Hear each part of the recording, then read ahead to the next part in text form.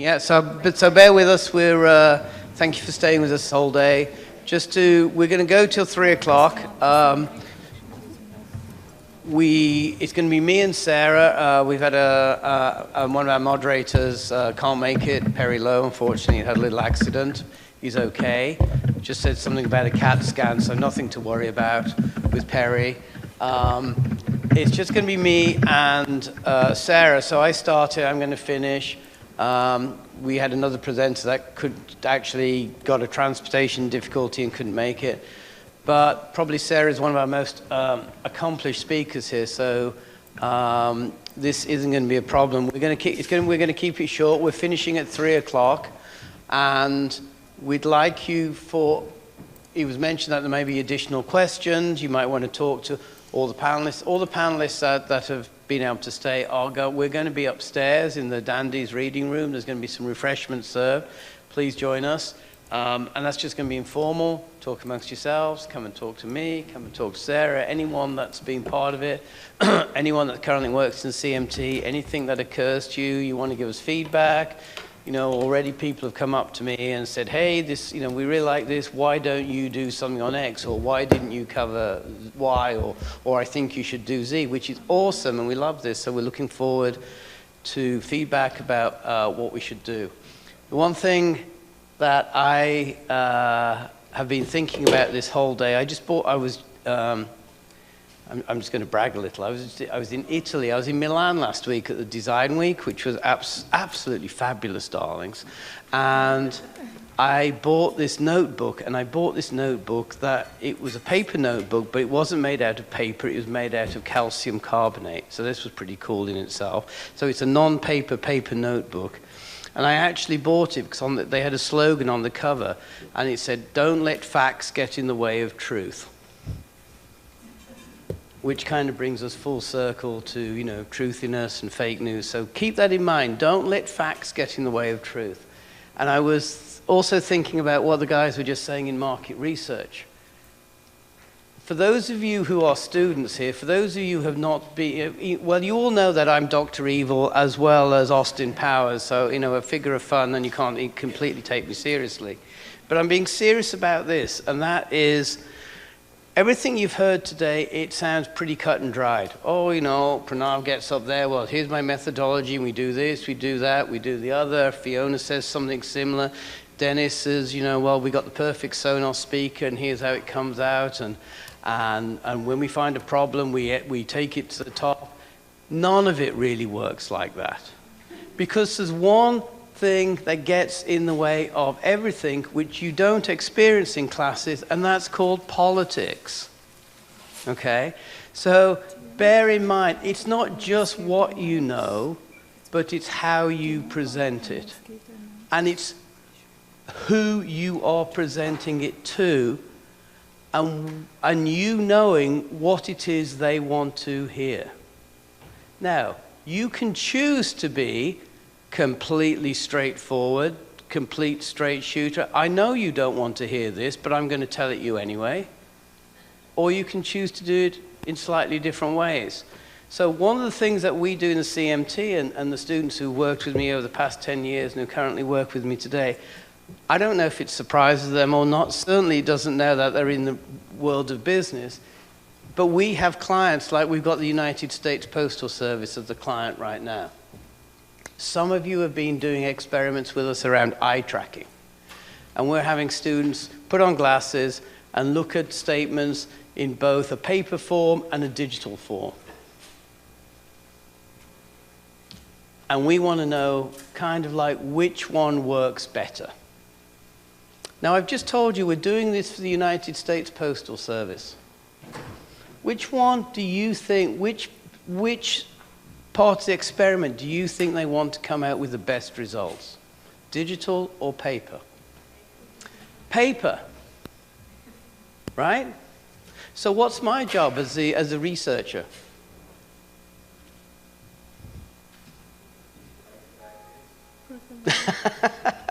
No, not necessarily to break the bad news.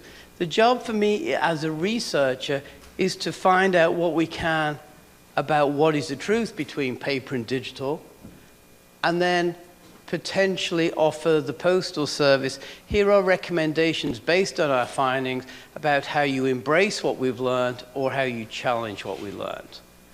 But it's not just to tell them, oh, paper sucks, digital's great, or vice versa. It's to actually think, well, what do I do with this? I.e., and this is going to bring me all the way to Sarah, and you're like, what the hell is he going on about? I'm going to have to sell these results. You are going to have to sell yourself in a job. So we had a careers panel, we've talked about products. It's more, if none of us sell anything, we're not here. If Bentley hasn't sold you something called a 4-year education or a 12, 18-month graduate education, Bentley goes out of business, right? So we're all here in the service of something being sold or selling something, whether it's or put another way, an exchange, creating an exchange of value, right? So the trade-off in our conference today was, do we offer it free and get lots of people to sign up, versus a trade-off, if we put a charge on this for you guys, we'll have less people sign up. And it's kind of like, well, what's the right exchange? And we decide, well, the right exchange here is our students, we should be providing this to you as free, but we'll try and get some alumni to come to cover the cost, etc. So everything's about it. So what, take away anything, it's about what is the right exchange of value. And you going into the job market, you're exchanging something of value that an employer needs. So without further ado, I'm going to pass over to Sarah. Sarah Benson is working for Adobe in New York City, so she's come up from New York today. Double Falcon, famously advocated for anti-bullying in schools and was a great advocate for anti-bullying here at Bentley and led a national, almost a crusade against that, so I'm going to pass you over to Sarah and we can continue any of these conversations afterwards. Sarah, thank you. Is the mic on? You can hear me?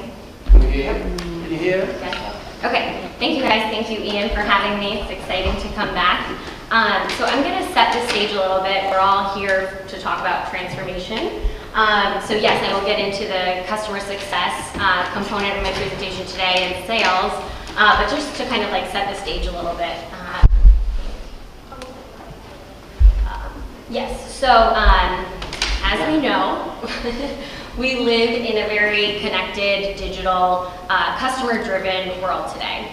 And I'm sure you can all think of a few brands that you have connections with because they provide you with personalized experiences. So just to give you an example, for me, as a frequent traveler, I'm a frequent flyer on Delta. I travel for work, I travel for fun. There's nothing like that experience that I have when I'm walking onto my flight and I get an alert on my phone, a notification letting me know that my bag has successfully and safely made it onto the plane. Now I'm, at ease. So these incredible and exceptional experiences have become an expectation.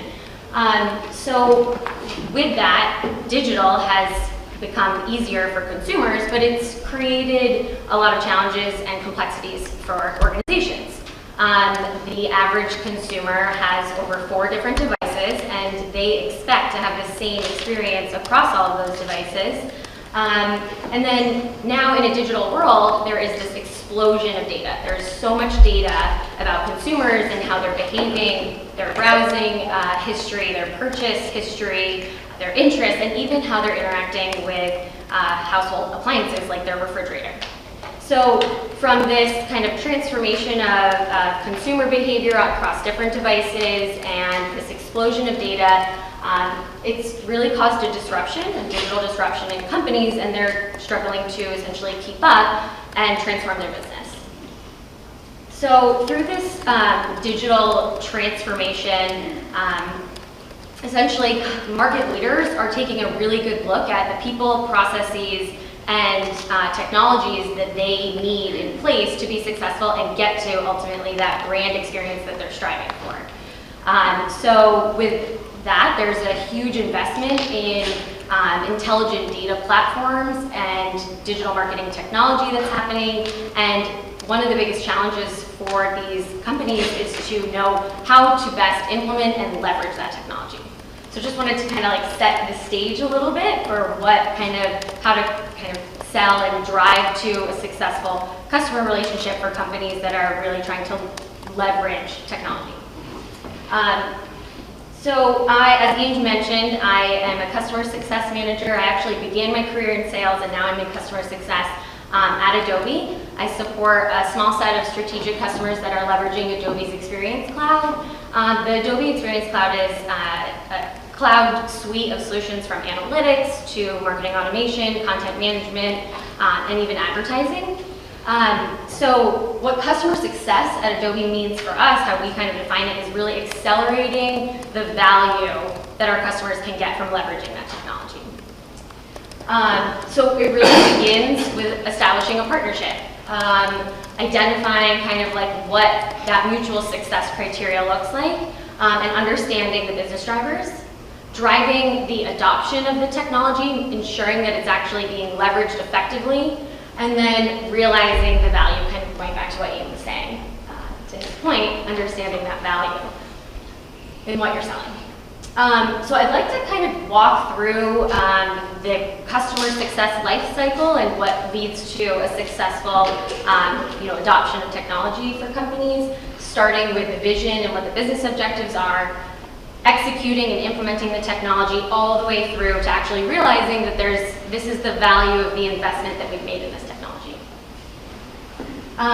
So I think one of the most important kind of like points in a successful partnership is starting from the very beginning and establishing what those key business objectives of the customer, the organization are. Like, why did they buy the technology? What challenges is the technology solving for them, and how is it furthering them into this kind of digital experience, personalized brand that they're striving to be? And so kind of understanding that and establishing right from the beginning, like what are our business objectives and what are the key performance indicators that we're going to measure ultimately the success of this partnership and why you've invested in your technology.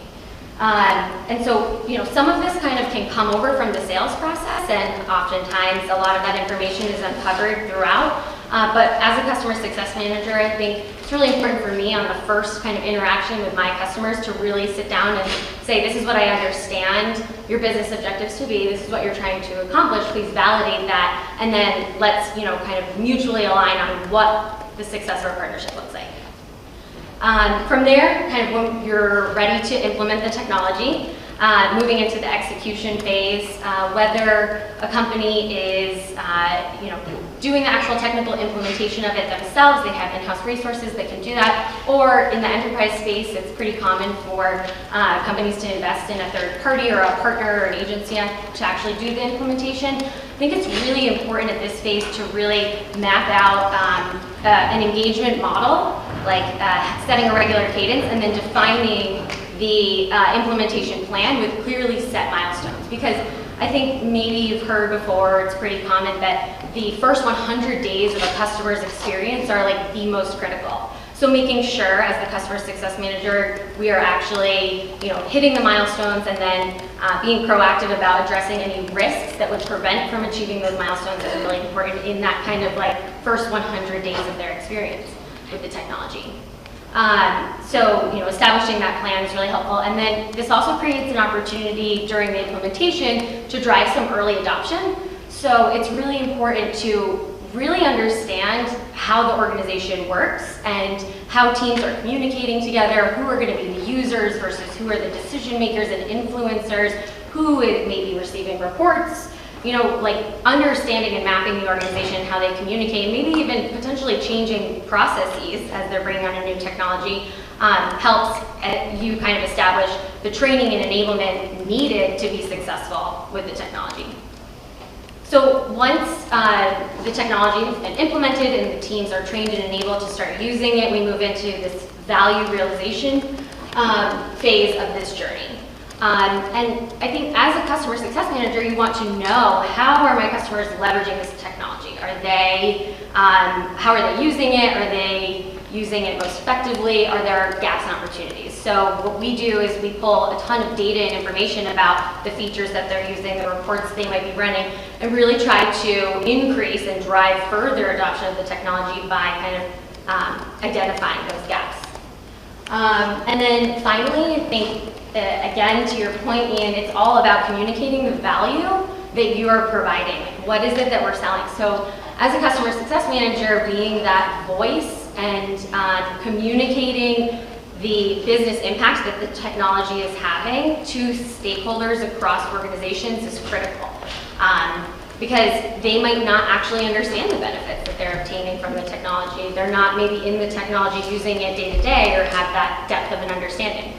So it's important for me, I have regular quarterly business reviews with all of the key stakeholders, sometimes up to the kind of C-suite, CMOs and CTOs, and we're having a discussion about realigning on the business objectives, taking a look back at milestones accomplished, and realizing and communicating the success and the metrics that we're driving.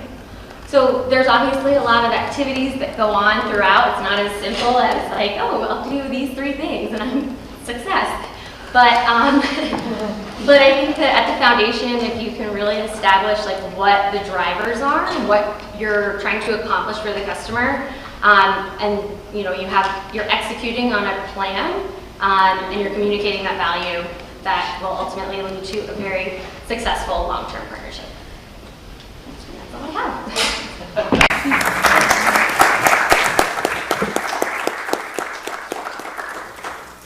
All right, so how many of you are thinking about a career in sales? Why aren't you thinking about a career in sales? What does sales mean to you guys?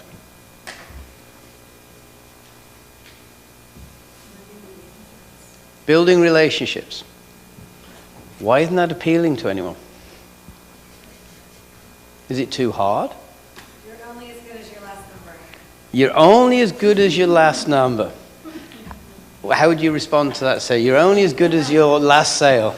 I don't know. I think for me personally, I don't really think about it in that way. I think about, sometimes you may have challenging quarters, you may not hit your number, but the work that you're doing today, maybe it's not represented in your quarterly number, but you're kind of developing. Can you go back? So I think it's just perception of you only being as good as your last. I think it's kind of fun. Do you think that sales is more pressure-packed? There is pressure. Than your colleagues in marketing? Those slackers down there. I think it's relative. I don't know. I think it's relative. I think yes, there certainly is pressure to hit your quota and hit your number, and can feel like a grind sometimes. But I'm sure there's other pressures, in any position, just very different. How do you think that compares to the pressure of having to get a certain grade in a certain class? Yeah, I think it's the same. It's relative to where you are in your journey. Any questions that you might have about sales or creating customer relationships? Yes. With digitization and everything going online, how difficult is it to maintain the personal touch as a sales employee? Do you do all your research online, or is the high touch of face-to-face interactions still persist? Like in my day-to-day how do you accommodate with the challenges of, because I guess a lot of queries these days come from online channels as opposed to olden days. I'm guessing you might have not experienced that much, getting calls directly, but it's rather online, people leaving in messages and then you follow up. I'm not sure, but I'm guessing that's what sales entails immediately. Yeah, I think it's really challenging to cut for anyone today. We are bombarded with emails. So, trying to get in the door and maybe meet with a CMO is really challenging. They're getting bombarded with emails and probably not picking up their phone unless you have their cell phone number. And it's really hard to cut through that clutter. So So I think what leads to success is being creative about how you are, leveraging tools that you might have, like LinkedIn or connections or just different kind of ways that you might be able to navigate around the challenges of being in a digital world where we're not walking up to doors and knocking on them today.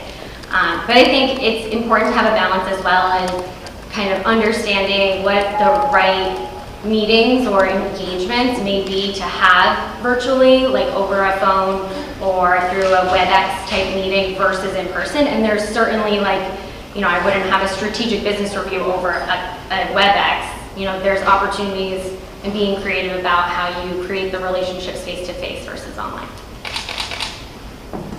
Hopefully that answers. Just getting an insight. Yeah. So I was just thinking about what you were presenting, Sarah, and everyone in this room is familiar with Adobe products, right? Acrobat's an Adobe product, Illustrator's an Adobe, Photoshop, which we don't think, I think partially to your question, we don't think like, oh, some person needs to come and sell me that. I mean, I just, put my credit card and I download it and I start using it. How different is it, an individual downloading Photoshop, different from what you do? So I'm on the Experience Cloud side, which is analytics, content management, like how companies are developing their websites. So it is a little bit more complex than kind of downloading or logging into the cloud of Photoshop. But I think that, I don't know.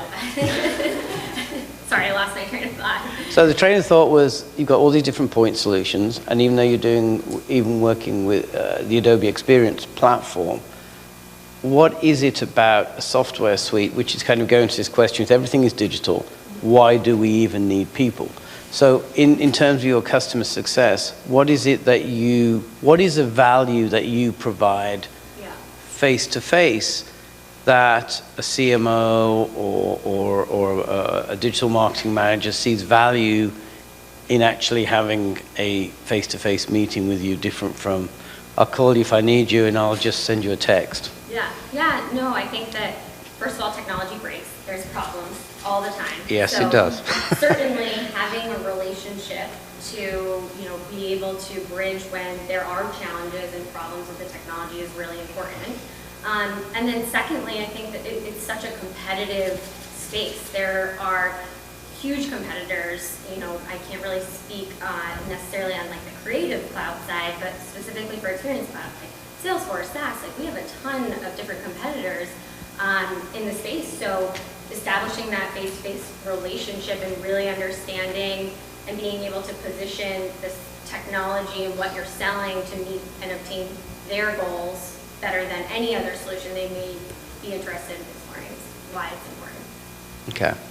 So I think, as we kind of wrap this up and bring it full circle, we've heard Luigi Salvatore talking earlier today from an EMC Dell perspective, which is another technology vendor, that his job in marketing is really kind of to, find the prey, figure out where they live, what they do, what's going to be the best way to attract them, what's going to be the best way to engage with them. Get all this information, say to the salesperson, okay, now I've pointed in the right direction, I've given you all the ammunition, now all you've got to do is pull the trigger. Which is very different from the old view of sales, is that the sales guy, the saleswoman, pretty much has their own bag of tricks. And you're kind of like, you give them a company car and you're like, get on the road and go sell something. Or you give them a phone and you give them a script and like, go sell something. And for full disclosure, one of my very, very first jobs in London was in telephone selling. And I am 100% convinced that what I learned in selling advertising over the phone in a methodological way has made me a better marketer. Because for all of those of you who have never actually met with a live customer, never actually looked someone in the eye and said, can I have the order, please? you don't truly understand the customer experience. Now, that's my personal opinion. So for all those who kind of like sit behind the screen and design UX but don't actually talk to people, or don't talk to customers, or actually don't sell the customers and then actually have to handle the customer support calls, this isn't what you told me it was going to be, and why doesn't it work properly? You don't really understand when we design, when we like, oh, I'm in charge of our CRM database.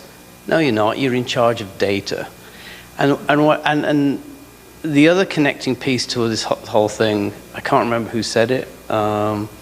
Somebody said this is about people earlier today.